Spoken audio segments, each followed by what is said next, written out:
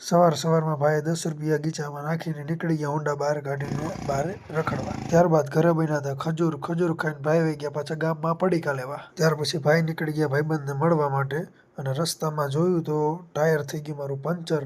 બોલો લ્યો ઘર નાખા કંકુના।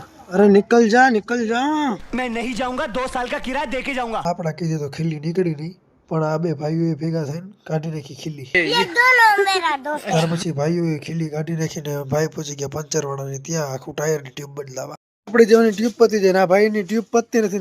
अमेरिका क्या कहता था क्या हो तुम आज हम कहते तू क्या है बे। હજી બિચારાને બોણી થઈ નથી ટાટા મને પાણીપુરી ખાવા। इतने तेजस्वी लोग हैं हमारे पास। પાણીપુરી ખાધા પછી ભાઈ બીધી ચા। સુરત દાદા ઉગી ગયા છે એટલે હાથ આપવાના હે નહીં।